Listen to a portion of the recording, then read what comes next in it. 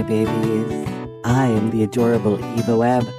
This is Titular Characters, and in this issue, we're featuring Jeffrey Brown. Jeffrey is a self-taught non-binary comics artist and cartoonist from Florida. They like to make comics about ideas and experiment with pushing the medium in new and interesting ways. Their webcomic, The Valkyrie Quartet, can be found on their website. And we're going to talk to them about comics. I'm looking forward to this one. Okay, so the place I like to start these is where does your creative journey begin? What's your origin story? Okay, my origin story. Well, I remember when I was when I was a kid, I used to draw a lot. I still draw, but back then I was really getting into it. I was just drawing superheroes I saw like on cartoons like Spider-Man and X-Men, like when it was on Fox Kids and, the Batman, Superman stuff, like the DCAU stuff like during the 90s. And I used to just draw like little, mock comic book covers. They were like, crudely drawn, but I was trying to do like anime or something that's close enough to the art style of those shows. And then I remember like by the time I was in my middle school and high school years, I'd really gotten into like anime, so I tried to draw like that. And my early work was very rough. And, I was just starting to read comics when I was a teenager because as a kid, I didn't really read them. I really like looked at the pictures as a kid. But in my teen years, I really got into it. I think it was when the Teen Titans cartoon that came out in the 2000s and the Justice League cartoon came out. Like my interest went into overdrive. I figured I like these characters in the show. I want to read these comics. And I've read like the pre-crisis and post-crisis DC stuff. And since I really loved X-Men and those movies were just coming out in the 2000s, the Bryan Singer ones, the Fox did, like the first two, I got super into X-Men, so I started reading that, like the Claremont stuff from like the 1980s, like in volumes of Essential X-Men. And, I really, really got into it. And then also I remember I really got into reading Grant Morrison's Doom Patrol because of what I liked from seeing the Doom Patrol and the Teen Titans cartoon. And also I liked Grant Morrison's version of the X-Men he did in the 2000s. And, really just, kept feeding my interest into wanting to just, learn more about the comic medium and also find stuff that I like. And, I was trying to draw like my own little fan fiction comics, for better or worse, except for the X-Men, it was like a 90s throwback version of them, except, the way I drew was like Dad mixed it with anime. And then at the same time, I was like really into X-Men Evolution, because in high school, everybody kept saying, yeah, you can draw comic books. You should do it. You should do it. And I was unsure at the time, and I wasn't even sure what type of artist I wanted to be. I mean, I think it was like next to my last year in high school, I won like the state art fair, first place for like a cybernetic drawing I had done. And that really boosted my confidence up a whole lot.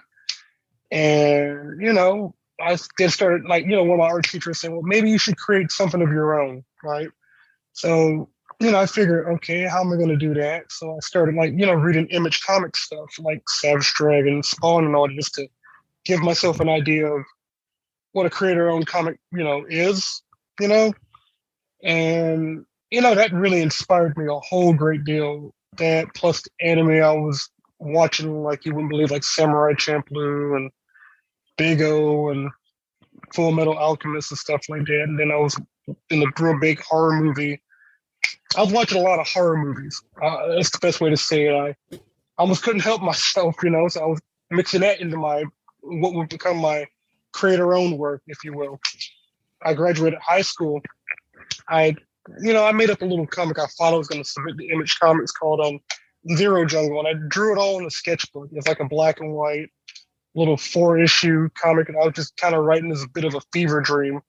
And I made up like this mysterious lone character who got caught and like put in a Brazilian prison camp, POW camp, and he was being experimented on, and he was fighting other prisoners and stuff. And I was almost, art-wise, I was trying to emulate Frank Miller a little bit, like what he did on Sin City, because I'd seen that movie the year before, or the year before I graduated. I was like really into his artwork, like the black and white and the chiaroscuro. And I drew that comic on like in a sketchbook using a Sharpie, and just trying to figure out what penciling was, and I mean, it wasn't photorealistic; it was very abstract looking.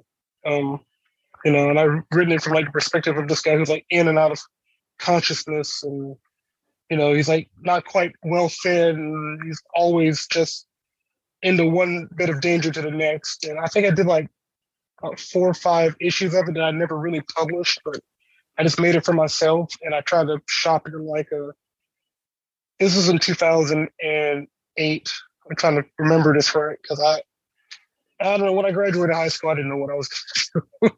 I was working at Pizza Hut, and, you know, I don't know. There's the thing I enjoyed doing, making comics, and then there was just, trying to, make sure I don't get sick, and make sure I have something to eat, staying with my folks and everything.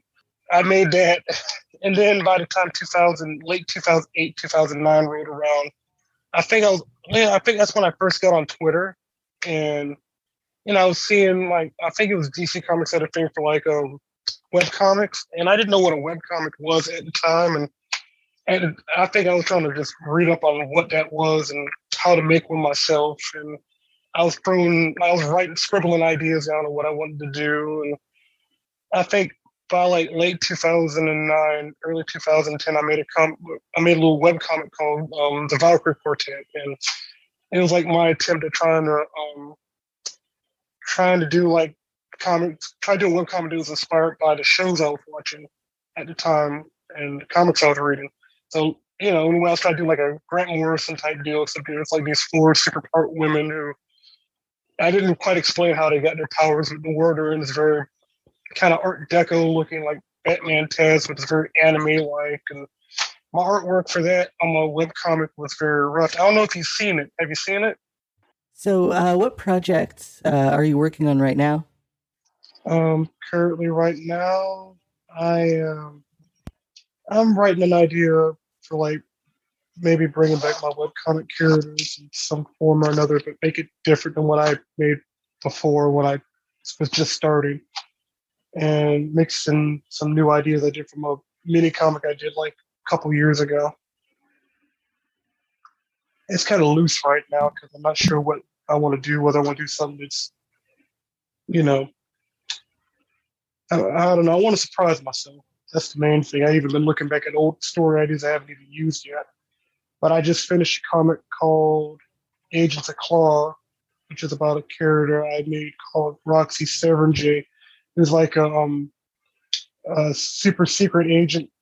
Think Nick Fury, except she has a claw hand instead of like an eye patch, and has like different little gadgets and stuff. And she works with other agents to go on wild, 1960s Jack Kirby like missions where they fight possible monsters and organizations and all that. Is there a particular emotional place that you like to create from?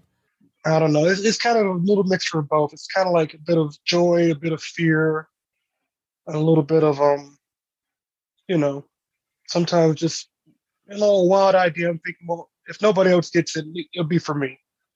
You know, I'm trying not to appeal to people who don't get it at all. I mean, it's that type of deal. I follow my muse. Jeffrey, you've worked in paper and digital. What do you think of the differences in mediums? Okay, well, when I was starting out, when I was working on paper, it's like I try to push myself not to make too many mistakes. And if I made a mistake on paper, if I have to erase a little bit, I'll erase a little bit. But if I can like mark over it, like or ink over it, carry on and keep my momentum. For me, it's kind of like don't get too married to what I'm doing. Don't try to let perfectionism get the better of me.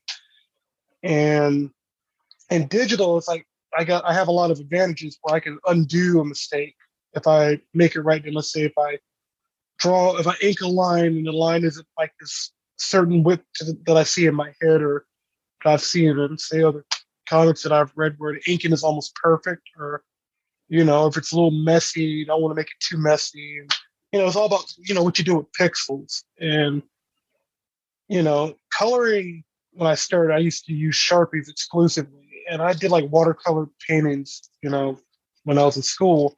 But digitally, I get to at least, work with stuff like like oil pastels and crayons and all that for the textures that, I still get on paper, but digitally, like if I don't like it, I can erase it all. Or, if I want to, you know, if I want to lighten the color intensity, I can do that. Versus on paper, I don't have the advantage of that because I like to see things, in a certain way where, you know, I want to put my fingerprints on it exclusively. I don't want to look like it was made by committee. Like, oh, I think people like this. It's more like, well, this would be cool. You know, um, even if I showed you the mistake, it'd be like the stuff on top looks a lot better than what I drew on what I did initially on the bottom, which was meant to be rough. It's all about, it's all about just trying to keep that momentum and keep going. So would you say the experience of creating comics is different than you thought it would be? Well, when I was a teenager, I thought, hey, if I make something and people pay money for it, I'd be like Tom McFarlane and Eric Larson, where people always talk about my work. But the older I've gotten, so I'm 32 now, especially in my 20s, uh, in my 20s, I had this weird, like, I was trying to be as good as the people I aspired to be and was always falling short, or other people saying, well, your art sucked because the anatomy isn't right. And yeah, I'll admit I have wonky anatomy. My writing, oh, you overwritten too much for the dialogue, little stuff like that. And at one point, I didn't have an editor. I've been trying to, if I submit something, I am very keen on listening to my editors now. And, them telling me that, okay, you need to, fix this with the dialogue. Your, um, like, your grammar is very off. You need to do this, this, and this. I'm more keen to get positive input and constructive criticism where it's needed versus just people saying, "Well, it sucks," and or people saying, "Well, you'll never be as good as that person that I hold in high regard." It's like they make the best comics ever, and I'm never gonna make the best comic ever because the person I inspire, they seem like they just came out perfect. Or like all the ingredients for them to be successful. Well, it's like it almost didn't look like they had to work all that hard. And I've been getting paid now, but before it was hard for me to get paid for my work because I didn't want to, I didn't want to give it away for free. And then when I put it behind a paywall, you get some people who want to buy it and think, oh, that's cool. It's always one or two people, but it wasn't like saying like 1,000 people buying my comics or anything, or 1,000 people look at it and go, it was meh. You know, it was like a lot of self-esteem issues. And as far as money goes, I mean, I'm glad I'm getting paid now. I'm just come to the realization that it's a little slow. Not everybody's just giving you work all the time. And then when you get an offer, you don't want to say no to it. It's not like big two work, which I'm not even sure if I'm ever going to get. I mean, I love to experience that, but I've tried submitting before. I got a rejection letter, or in some cases, I didn't get an answer at all. It kind of hurt. And then I learned that, okay, well, I'll do better next time. And if they still don't, accept my work for what it is, I'm willing to make some changes and some compromises. But I just want to be true to my work, to be true to myself. That you see me on every page. Nice. I think that's the best way to approach it. Really, just work that is true to who you are and tells the stories you want to tell. What more could you ask for, really? Right. My art teacher when I was in high school said, "Well, you don't cut out to be a commercial artist," because my attitude on things, because I used to have a big head when I was a teenager. Like, well, before I graduated, of course, I'm thinking, oh, I'm an awesome artist. I can put out anything, get paid for it. I didn't know how hard it was going to be, though. Like some people are asking for different things, especially if you're collaborating with someone. You want to at least be 50-50, halfway in the middle. You don't want to have one person's idea over, override the other. You want to like complement one another, wanting to collaborate with someone. I just don't want to just be looking at a script and just drawing whatever I see there if I don't have any other input on it. Or at least they ask me, well, what would you like to do? Which I always find that to be fun. And I've collaborated with a writer named Nick Marino. We did like one mini comic together, but it was fun though. I mean, he had written me a really cool script with where my Agents of Claw story came from because he had written me the idea like, oh, I will do something with claw hands, and he said, well, I want to draw something with I don't know, a cool, devil may care secret agent. It's a black woman in the '60s who's doing James Bond, Nick Fury type stuff. And we're fighting. I had her fighting like stuffed animals who wanted to gas the world with hallucinogens and say 1968, 69. And I was watching like old '60s spy movies like Modesty Blaze, Our Man Flint, stuff that wasn't James Bond. That didn't take itself seriously.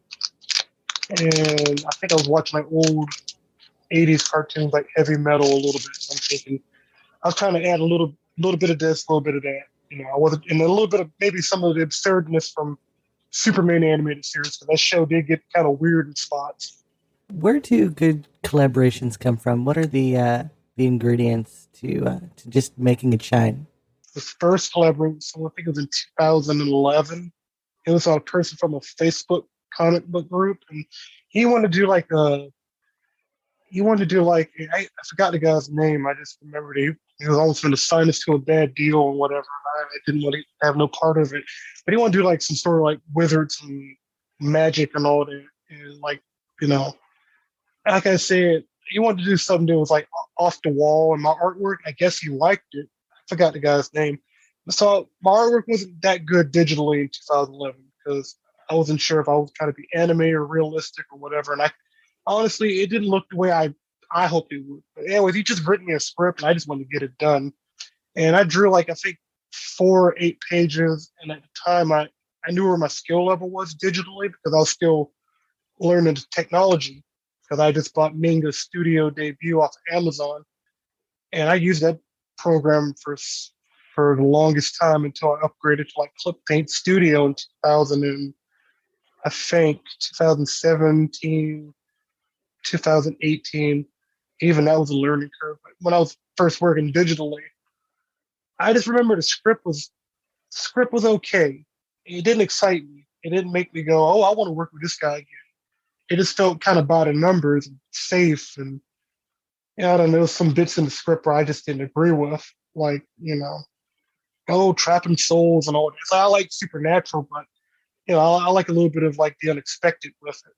Versus when I was working with Nick, because I met Nick on like on Twitter or in the Mark Miller and Miller World forums like, way back.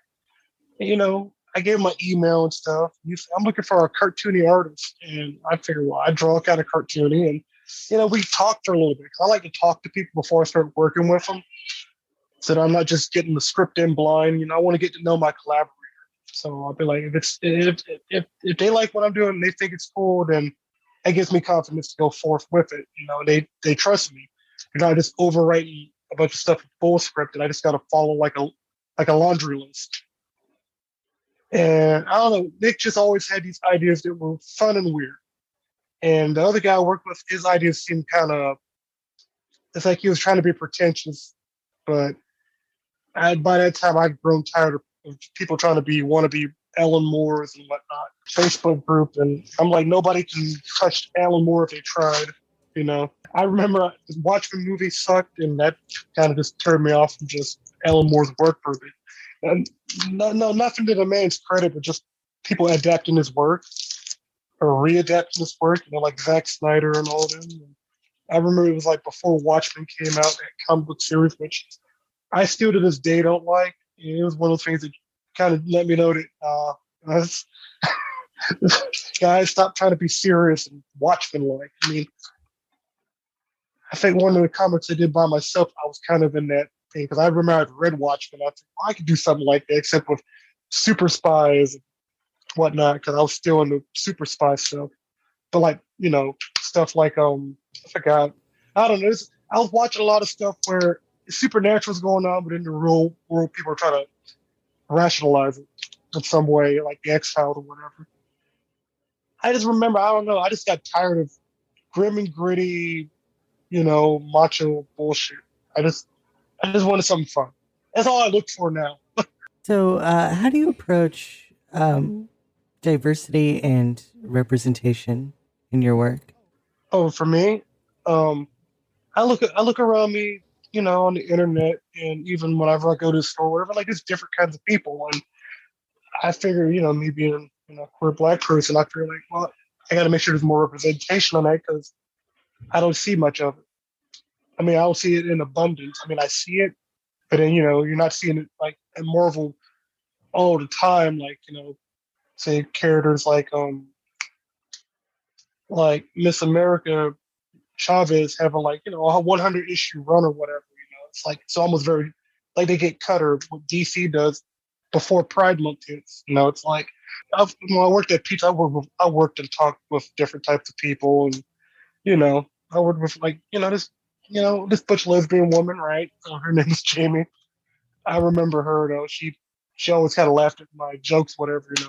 She was cool, and I had this gay guy as my manager named I forgot his name, Jeremy. But I was just trying to get to know different types of people. So then whenever I put it into my work, it feels like it may not be the real world exactly, but you feel like okay, this is where the realism hits. Like okay, well this person, I made up two characters who were like lesbians, right?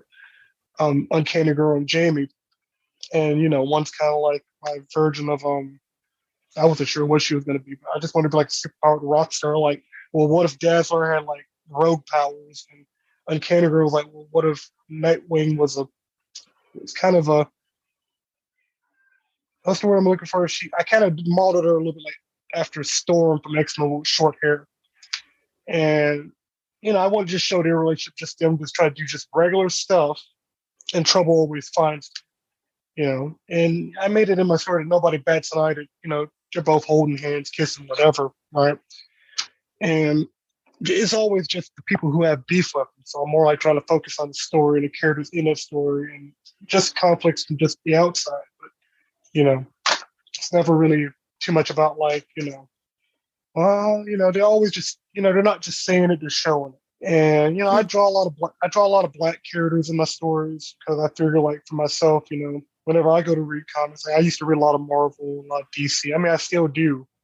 I feel like Marvel right now is doing a little bit better than DC because they're more committed to it and putting it in other media. And I always think, hey, that'd be cool. I want a badass lesbian character. I want a badass non-binary character. Who they may not announce it, but you look at them and you see it. And in subtle ways. It's not like a very showy thing, like the way they talk and their personality and all that stuff. I try to keep at least my black characters from not being stereotypical. And I have a few Asian characters. I have a few, got a few white characters, sure, but I always write them in these positions where sometimes they almost cause the trouble, unknowingly. The bureaucratic stuff, like either greed or money or whatever. I have like this Indian character I came up with, Indian American character I came up with named Izanami Gray, which I've written like a long story arc with her thing with getting bitten by her vampire ex-boyfriend named Alucard, and he just killed her for research. They kind of were together, but he cheated on her. And yeah, Alucard's a white dude who he's like, well, you know what? Fine, I didn't really love you. He tried to turn into a vampire bat monster and try to drain the blood out of her. And she injected herself with some type of nanite type deal, which mixed with that vampire type DNA thing turned her into something like him a little bit. And I mean, I drew the guy as white, so yeah, I just made him a real d bag. So I figured, and I'll tell you who he is. And then the guy she meets afterward named Kieran Shelby, he's a nice guy, black scientist, but he's very sensitive. He's very, he wants to help her, even though he's not very good at what he does, though, which in one story I made up, well, I made up, I written and drew 4 issues of the mini comic called Misadventures of Izanami Gray. Kieran basically turns her into a vampire monster, not meaning to, and he's racked with grief trying to figure out how to turn her back into human and I don't know, maybe not lose her powers or whatever, but keep her humanity. And I kind of written him where he wasn't perfect. I make sure all my characters are not perfect because I figure if they're perfect and could do anything, then there's no conflict, you know? Yeah, I'd say yeah, they're all smart, but then sometimes they make these big mistakes, which if they're not dealt with, could be permanent. Nice. So, how do you make a story distinct and memorable? Is it something you think about, or is it something that just happens? It's a little bit of both. It's like for me, I always try to think of it in terms of like, say, if I was watching a movie or a TV show, like, well, how would I do? Or if I read a comic book, like, okay, that was neat, but what if I did it this way? What if I took like certain little character archetypes and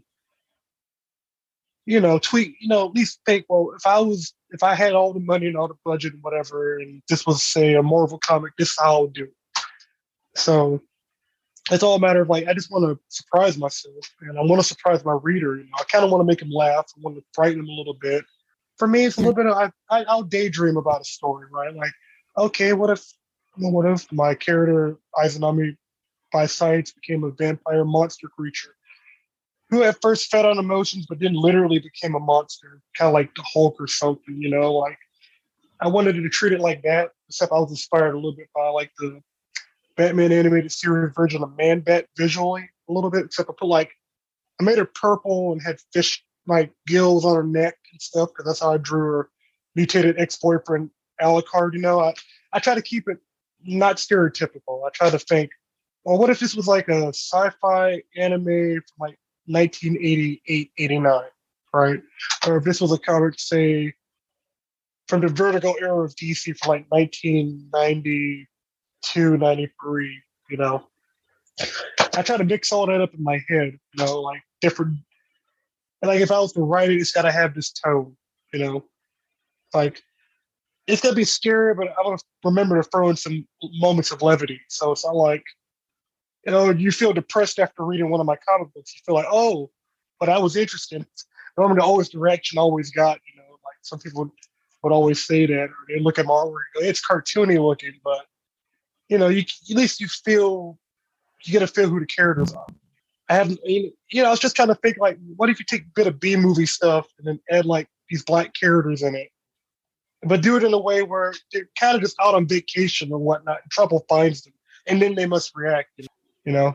Because I read like a little bit of like Jack Kirby and Stan Lee's Fantastic Four, and like in the first couple of issues where they were adventurers more than superheroes, and that appealed to me. That's another inspiration to me. A little bit of Jack Kirby's work, which was just wild and out there, and you feel like what you're looking at on the page, nobody else is drawing like he was. And Stan Lee, having his quirks, which I liked. At least he had a sense of humor about it all. It wasn't like pretentious or anything. I don't know. I guess Marvel to me always felt like monster movie stuff, where DC felt like B monster movie stuff. Except for when you get to the Vertigo, it could be weird and chilling and existential. And in my head, I try to merge the two things together. It depends on what I watch and what I see, and how do I reinterpret that my own way. So, you're no stranger to world building, and I think we've covered a little bit of this already. But where does a world come from? Does it start with a seed, or does it come all at once, fully formed? I think for me, it's always a seed. To be honest, it's like for my comic, for example, the Valkyrie Report. It just kind of started as, well, they're superheroes, but they're not type deal. Because I was watching like a lot of early 2000s stuff where they were all trying to do the Matrix without doing the Matrix. And they're all trying to, you know, make like say stuff like Underworld, where they're trying to do all that vampire stuff, but then they were really trying not to really lean into it too directly. And for me, I was always like the early 2000 aesthetic of, well, they're kind of plain clothes, like Grant Morrison's X-Men, but the real freaky, weirder type deals are drawn in such a way that it looks believable. Like if it was ever put on screen, it wouldn't seem too weird. It's very, very low key. And I think for me, that's what was my inspiration for that comic. Except, I had a woman in the eyes on the gray, like in a red latex type fetish type dress, red and yellow, which I kind of modeled after Colossus's colors a little bit. And as a render, as a scientist, I figured, well, movies have scientists in them, and I want my scientist woman to be a woman of color, and her rich buddy who's funding everything. I was trying to make her Tsujigo Paloma, which sounds the handle of my Twitter handle, at Tsujigo. I really written her like to be this Japanese American type and smart investor who's like Charles Xavier powers, except you don't see her do too much. But she's not in a wheelchair or anything, but she's kind of like very stoic and everything. And for me, it was like I was just trying to do something. If it was an anime, at least it would look too strange from all the other animes you watch. Where you do the world. It's like the world I created for that story. It was very much like super. It's like an alternate reality where technology had advanced, say, by 2008. Like there's no flying cars or nothing, but there's like holographic computers and genetic manipulation and companies doing all the genetic manipulation. So I guess a little Blade Runner esque, a little bit of Marvel 2099. I was thinking, but just the cars were modern, as modern as I could draw them, and the buildings were tall, giant skyscrapers. I mean, I made up a little city called like New Oak City, kind of as a plan like the town I live in called Live Oak. Except I kind of mixed it with little bits of New York and little bits of Japan and Tokyo and places like that. Just big wide open space. And architecture wise, it's more I drew it. It became kind of Art Deco, kind of you know, like what Bruce Timm and Eric Radomski and them were doing on Batman animated series and Superman animated series, where the buildings had this very artistic look to them. There was like windows, building tenements, and it looked very like futuristic, but kind of run down in some parts, and then futuristic and very upscale in other parts. And I don't know, I just always like the idea of just drawing big urban environments where you got super tech just lying around almost, or do it under the table deal of stealing it, selling it to like a gang mafioso, end up getting down it in some get basically doused in this chemical mutagen that turned her into living steel. And she came back from the story I did. I forgot her name. I made up so many characters, and I always try to give them a believable role to fill. Like you got your mafia people, you got your military people who are dealing dirty under the table, and I was trying to make it like during the Obama administration a little bit, like just post Bush, except instead of America not doing well, America in this alternate reality made of this did so well that they were just making high tech stuff, and everybody was just in this arms race almost of like, well, we need to make the next bleeding edge bit of tech, and I did it deliberately without throwing superheroes in it. Even though my character on Candy Girl, I kind of alluded that she was a bit of a superhero, but she had retired and started working at a restaurant and could barely pay her bills and was living with her family and whatnot, her mom. I try to keep like little bits of reality within little bits of fantasy. And I haven't done anything that's like medieval fantasy or anything like that yet. I've thought about it, but I'm trying to think, well, how would I do it? How would I insert my queer black characters into it where, it wouldn't seem out of place, but also would seem like, okay, it's familiar, but it's different. Like, we're not sure what year this takes place in, and I haven't quite I kind of said it in real time, like it just happened in 2008, 2009, to like 2018, 19, 20, like it's happening as you, the reader, are experiencing it. First, like it could happen anywhere, 1935 or 2595, Nice. So, Jeffrey, it looks like we're up against the end of the show. Are you ready for the last segment, the fun questions? Sure. So, what's your favorite food? My favorite food, I like spicy food, and I like Nice. spicy Mexican food. Cool. Would you say you're a cat person or a dog person?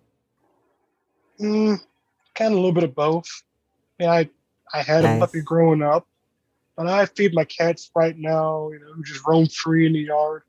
I don't know. Dogs are very loyal. Cats, they're very protective. So, what's the best swear word? The best swear word, Um, Hmm. well, on Twitter, I like to tweet. I like to say fuck a lot. Sometimes I say damn.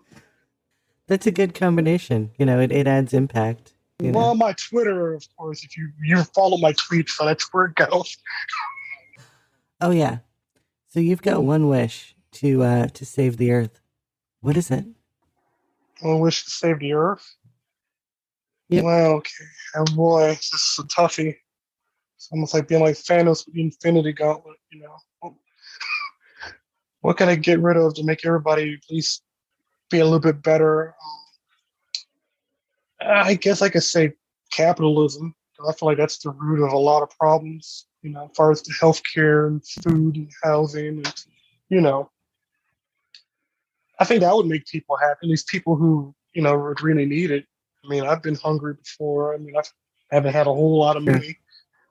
I mean, I feel like a lot of people want to be taken care of. You know, I'd say socialism. We definitely need socialism right now. That's what I think would make Yeah, we everybody do. happy. You know, because after this whole Corona deal, I mean, I could say that, right? Yeah, you can totally say anything you want. Oh well.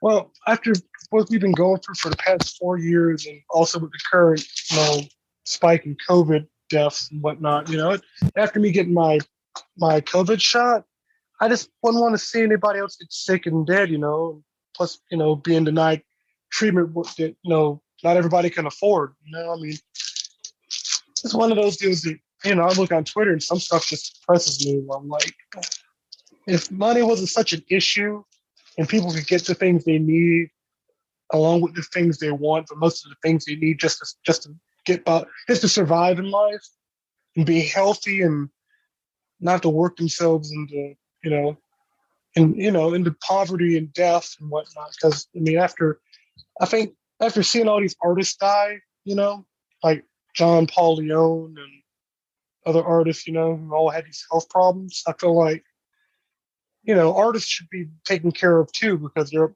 creating something that's being put out into the world and people are enjoying and you know um something that they should also be getting something that they know they're taken care of in a device. Well, it's almost more than just the money to me at that point. It's more like their health should be taken care of no matter what.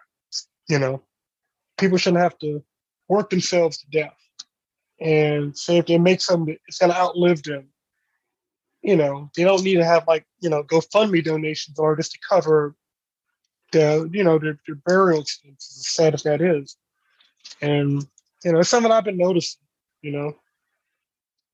Forgive me if I ended this on a Debbie Downer, but that's what's been on my mind. No, no, it's okay. I think the thing I'm most interested in is, sincerity. And you sound sincere. So what's next for Jeffrey Brown? Oh, what's next for me? Mhm. Well, let's see. I have a little project I'm collaborating with person another artist I've been talking to on Twitter, and he asked me to. His name is Ryan. He asked me to like to draw something for like his D&D thing. Like, oh, could you draw a character for me? I'm gonna get paid for it, and I jumped at the chance because I like to eat. Also, I figure it's a challenge, and it's like a Dungeons and Dragon fantasy type thing.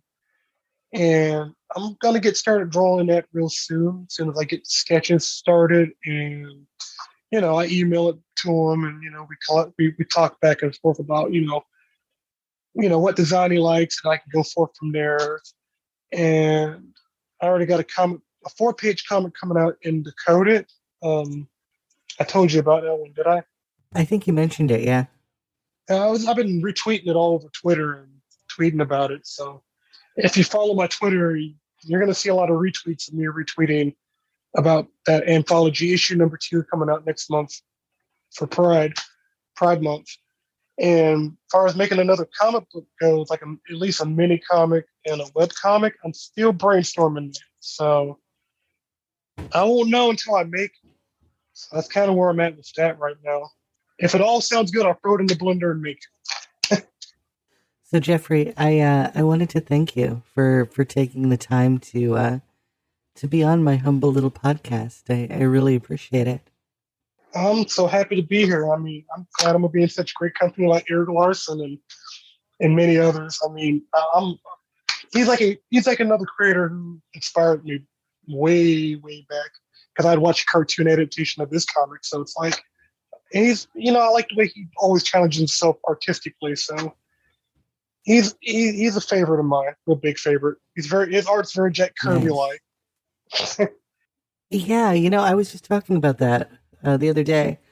The first 30 issues of Savage Dragon, they feel way more like Jack Kirby than Eric Larson, or more than you would expect Eric Larson to feel like back in that era. It's really weird. I don't know. It's neat. For me, I got like the archived edition, so to me it felt like one big like it's the monsters just roaming in Chicago and superheroes, but I could tell that he has like his little Captain Marvel pastiche, Shazam Captain Marvel. He's got, he's a fun, interesting character, and he's a super patriot, and I just like it. He just turned into he put it in Chicago and has it sit in real time, but all this fantastic stuff is just normal.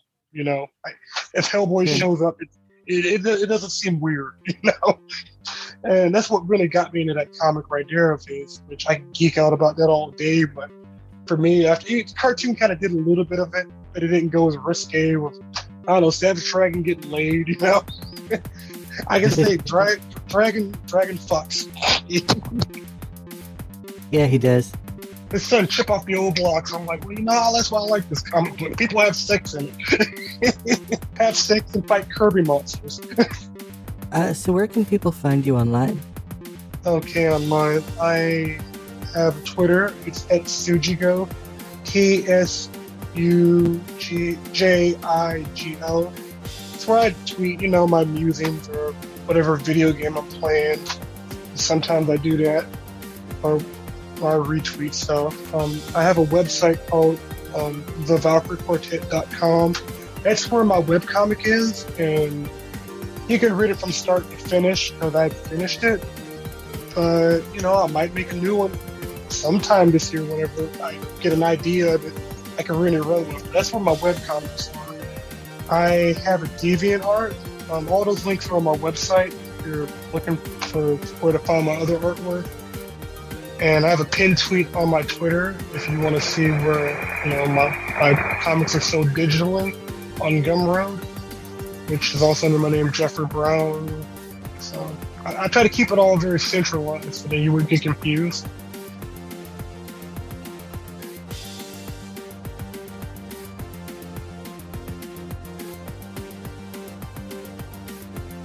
And now it's time to close the show. Imagine it. The lights beginning to come on in an empty theater. People starting to get up from their seats. The smell of popcorn crushed on the floor. And the thought runs through your head that Titular Characters is awesome, and you want to support it. Fear not, my friends, there are tons of ways to do it.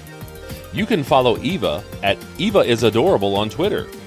You can leave a review on Apple Podcasts, Podchaser, Castbox, or Podcast Addict. And if you're feeling super generous, you can leave some dough at buymeacoffee.com/EvaIsAdorable. There, you can contribute as little as $1. And every bit goes towards paying for production and hosting of this show. How cool is that? Titular Characters is a show about the things we love. It is produced and hosted by the adorable Eva Webb. Opening theme by Antonia Marquis. Closing theme by Mikey Flash of Speed Force Music.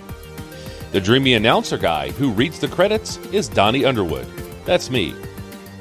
Join us next time for another death-defying adventure in cyberspace. See you then!